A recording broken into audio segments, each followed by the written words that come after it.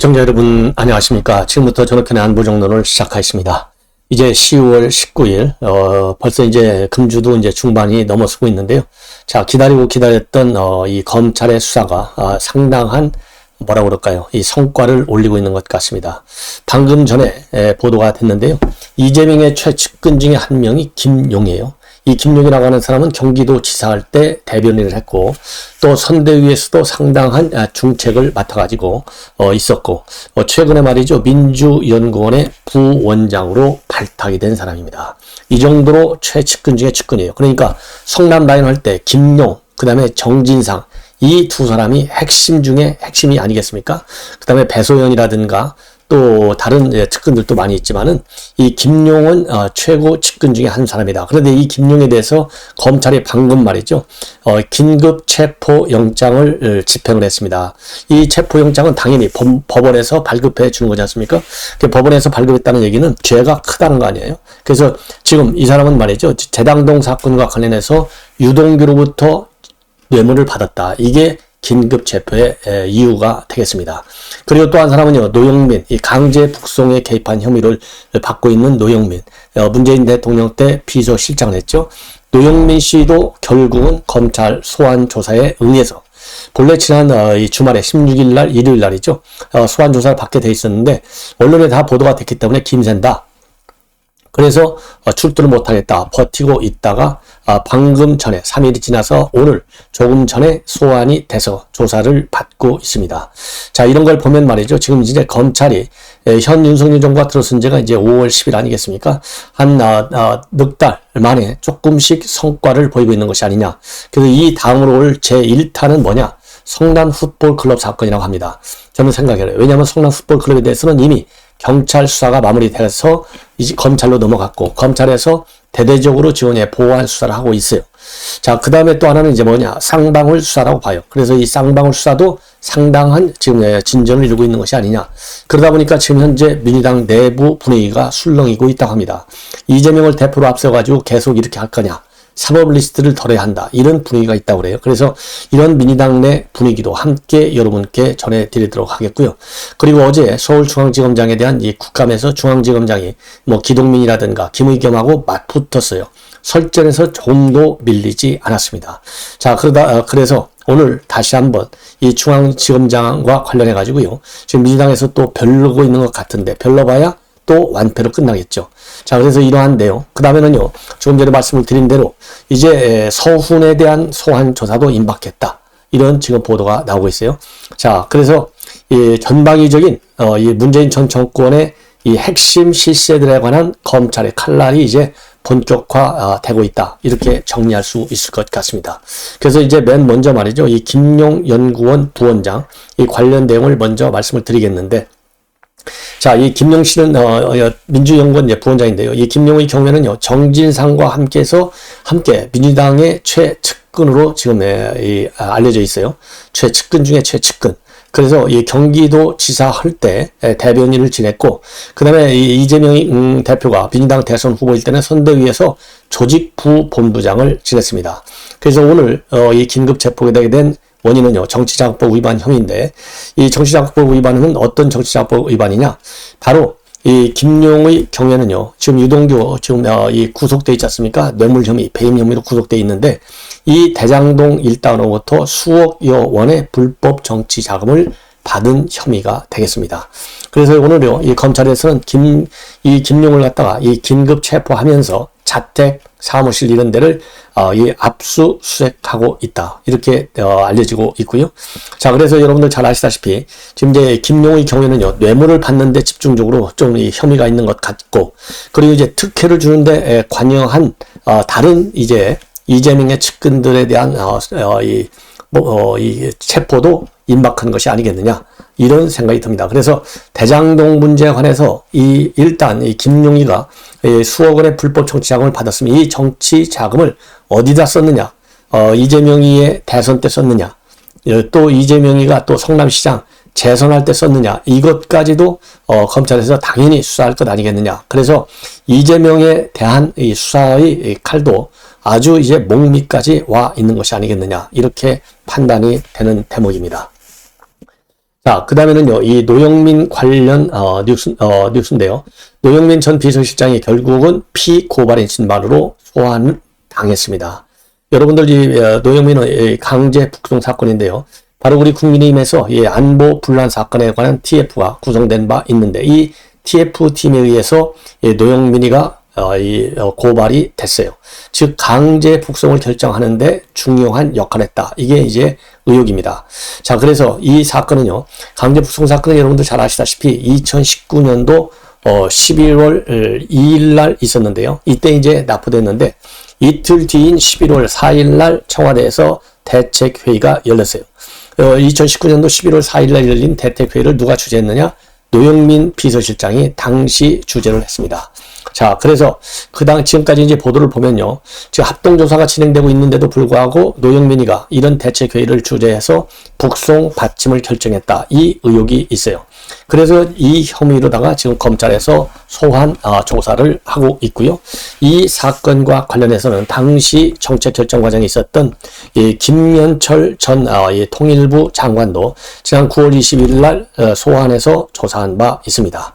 그래서 이 김현철 장관을 통해서도 노영민이의 이 범죄 혐의를 갖다가 이 검찰에서 충분히 확보했다라고 볼 수 있어요. 자, 그래서 이제 이 노영민 이 비서실장이 당시에 이 합동 조사도 끝나지 않았는데, 그날 이 대책회의를 통해서 결정한 것이 아니냐, 이런 의혹이 제기되는 부분입니다. 자, 그래서 말이죠. 우리 국민의힘에서는요, 당시 노영민을 비롯해서 정의용 안보실장, 그 다음에 서훈 국정원장, 윤건영 민주당 의원, 당시의 상황실장이었습니다.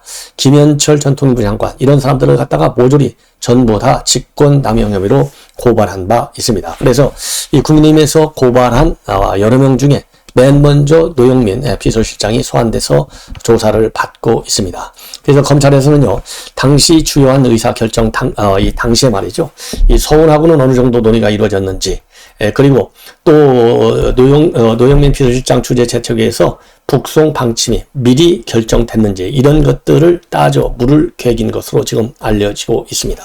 자, 그래서 노영민 조사를 필두로 해서 강제 북송 사건도 상당한 속도를 낼 것이다. 그래서 이 노영민 이 비서실장의 소환과 관련해서 지금 언론 보도를 보면요, 서훈 그다음에 정의용 비서실장에 대한 소환 조사도 멀지 않았다, 임박해 있다, 이런 보도가 나오고 있습니다.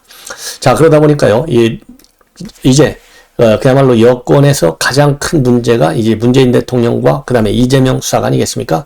그래서 문재인 대통령에 대한 이 검찰의 수사가 언제 어떤 형식으로 이루어질 것인지도 초점이지만은요, 지금 현재로서는 지금 검찰 내 분위기를 보면 문재인 대통령에 대한 직접, 그러니까 해수공무원 사건이라든가 이 강제 북송 사건과 관련해서 문재인 대통령을 직접 소환하는 것은 그렇게 쉽지 않을 것 같다라는 보도도 나오고 있어요.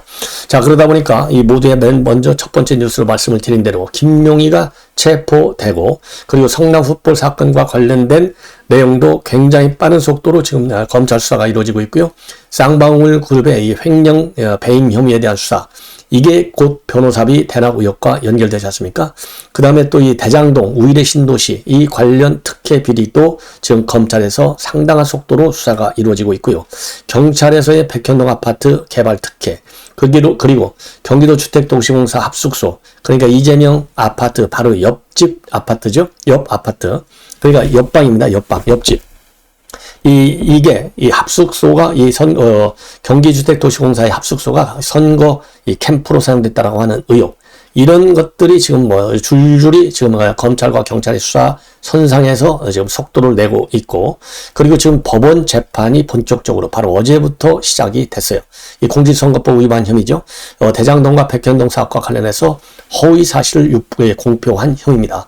이러다 보니까 이 사법 리스트가 말이죠. 사법 리스크가 그냥 이 입으로만, 머릿속에만 있는 게 아니라 이제 현실화되었어요. 왜냐하면 이제는 법원에도 이재명이가 매주 나가서 이 재판을 받아야 되는 상황이에요. 자, 그리고 검찰 수사는 언제 첫 번째 소환이 될지는 아직 확정적이는 않지만은 제가 보기에는 성남 풋볼클럽 사건이 제1탄이 되지 않을까 이렇게 생각을 저는 합니다. 그러다 보니까 지금 이제 이 민주당 내부에서는 말이죠.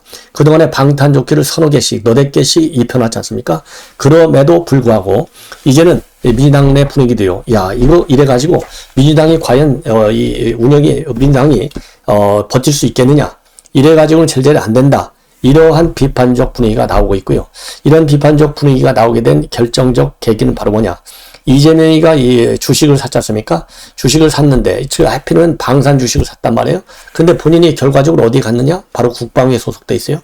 바로 이해 충돌이고, 이거는 뭐, 인간적으로 법에 위촉되냐, 안 되냐는 나중 문제고요. 우리 국내 정서에서, 우리 국민적 머릿속에서 이러한 이재명이가 제1야당, 거대 야당의 대표를 하는 것이 도덕적으로 맞느냐? 여기에 대해서 우리 국민들 모두가 분노하고 있다고 봐요. 이런 분노를 이 전재수 의원이 용감하게 일단 터뜨렸어요. 그러니까 지금 개딸들한테 난리가 나가지고 지금 여러 가지 비판을 많이 받고 있지 않습니까? 그럼에도 불구하고 이 전재수 의원이 이 비판의 목소리를 딱 내니까 이제는 한 명씩 이제 실명으로 비판을 하고 있어요. 자, 전재수 의원 여러분들 이미 잘 아시겠지만은 이 실망스럽다 이렇게 이 유감을 표명하지 않습니까? 여기에 의해서 최재성 의원도 바로 어제죠. 18일 날 라디오에 나와가지고요. 주식 매매가 법적으로는 문제가 없다 하더라도 야당을 이끌 지도자인데 그렇게 관리를 했어야 되느냐? 매우 아쉽다. 이런 입장을 밝혔고요. 신현영 의원도 오해할 만한 주식을 소유하고 있었던 것은 부적절하다. 그리고 최성 전 고양시장도 트위터에서 말이죠. 이재명이가 최근에 KBS 그리고 또 아태 안부수 회장과 관련해서 대북 코인 사업에 연루됐다라는 의혹이 제기되고 있지 않습니까? 아태협의 안부수 회장이 뭐라고 그랬습니까? 이 대북 코인은 이재명 코인이다. 이렇게 하면서 팔아먹었다는 거 아니에요? 자, 물론 이재명 쪽에서는 전혀 모른다. 이렇게 얘기하고 있죠. 자, 그렇지만 이재명이가 뭐 안다, 사실이다 얘기한 게 단 하나라도 있어요? 전혀 없어요. 이재명은 입 열었다 하면 모른다, 아니다, 사실이 아니다, 정치 탄압이다 이런 얘기밖에는 안 해요. 이게 이재명의 전형적인 모르쇠 이거 작전이 아니겠어요? 자, 그러면서 이 대표 측에서는 이건 전혀 모르고 정치 보복이나 이렇게 얘기를 하고 있는데 이러다 보니까 최성 고양시장은 트위터에서 뭐라고 하고 있느냐? 이 대표 측에서 전혀 모르는 일이라고만 답변하고 있는데. 정치 보복이라고만 반복 비난하지 말고 즉시 고소하라. 그러니까 사실이 아니면 고소하라 이거예요. 무고죄로 고소하라 이 얘기잖아요. 정말 옳은 얘기예요. 그렇게 억울하면 법적으로 대응하면 될 거 아니냐. 더군다나 이재명이가 변호사 자격 가지고 있잖아요. 얼마나 잘 알겠어요. 법률적으로. 그러면서 이 최성 전 고양시장은요. 지금 이제 전재수 의원이 이재명 개딸들한테 비난을 받고 있다. 이런 기사를 공유하면서 이 트위터에 한마디 비판했다고 멀매 맞으니 그것도 이재명 지지자들로부터 민주당이 도대체 어떻게 돌아가는 거냐 이렇게 비판을 하고 나섰습니다. 자, 이렇게 상황이 돌아가다 보니까 이제 우리 언론에 어느 정도까지 나오느냐 지금 민주당 내 분위기가 나오고 있는데요. 이재명 대표 취임한 후에 누구도 비판 목소리를 못 냈는데 지금 분위기는 이제 확 달라졌다. 이렇게 지금 분위기를 전하고 있습니다. 물론요, 이 안민석 같은 사람은요, 이 안민석도 입만 열면 거짓말 많이 한 사람이지 않습니까?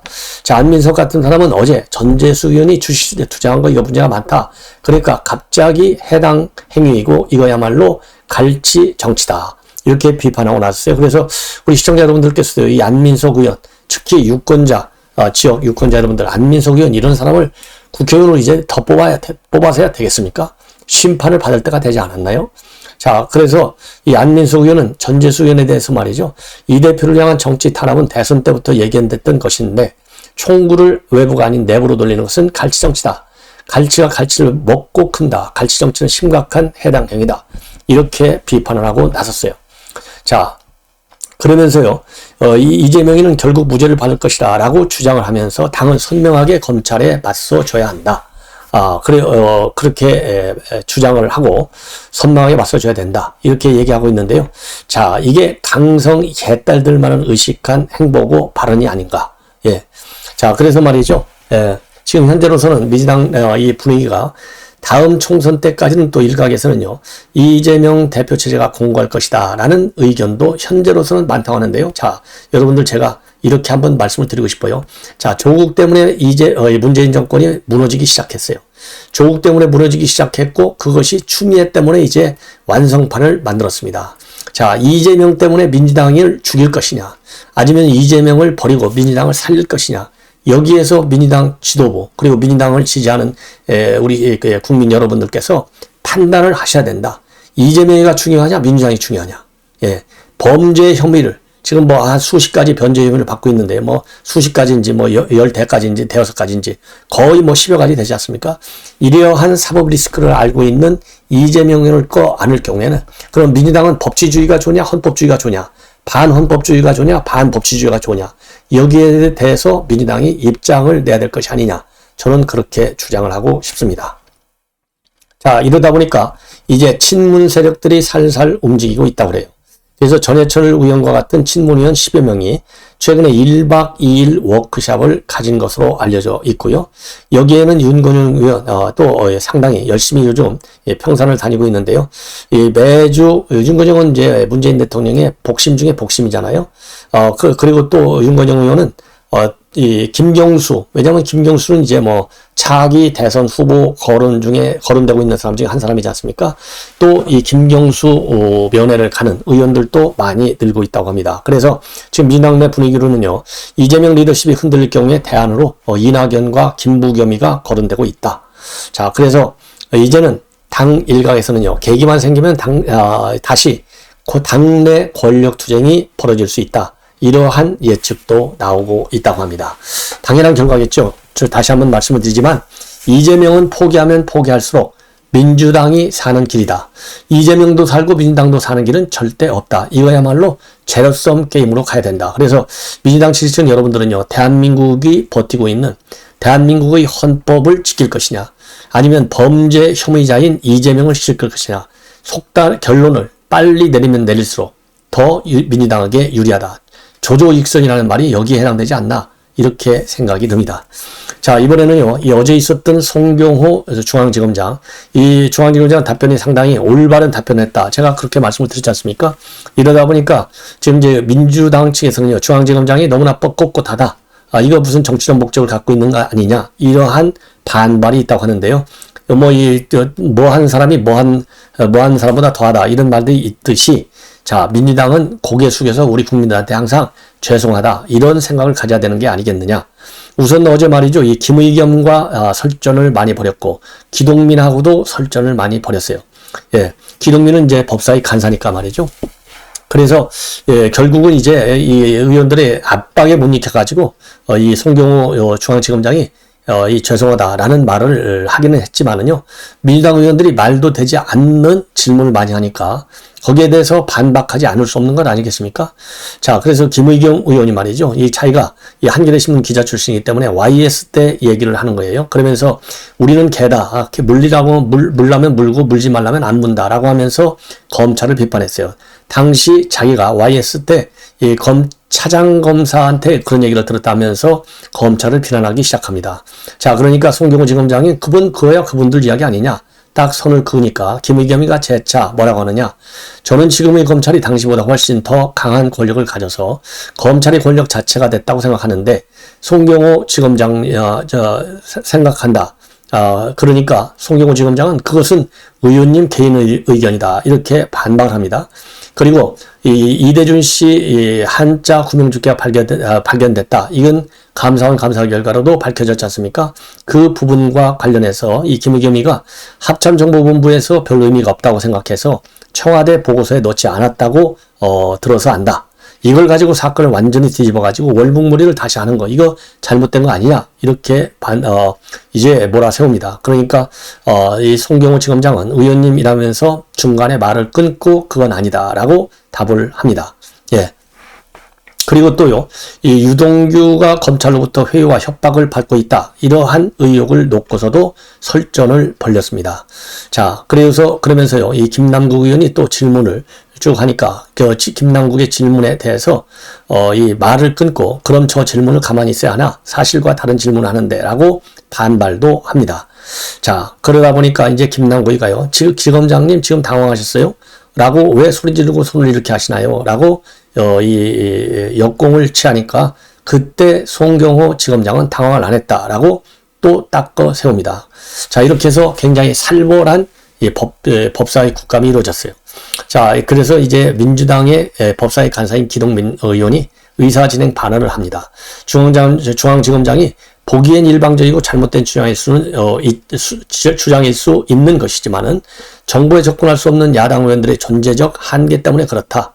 국회에 싸우러 오신 건 아니지 않나. 다른 정치적 목적을 가지고 오신 게 아니지 않나. 라고 비판을 합니다. 그러면서요. 국회의원들의 질문에 일일이 반박하고 사실관계를 바로 잡으려고 하고 질문이 끝나지도 않았는데 끼어들고 이런 모습으로 검찰 조직을 치울 수는 없는 것 아니겠나. 좀 더 충실하고 진지하게 답변하라. 이렇게 지적을 하고요. 그러니까 이제 송경호 지검장 검찰 수사가 마치 불법적으로 이뤄진다는 느낌을 줄 수 있어서 제가 과하게 반응한 것 같다. 지적을 유념하고 다시 한번 정중하게 사과드린다. 이러한 입장을 내놓고 놓았습니다. 자, 그래서 결과론적으로 말이죠.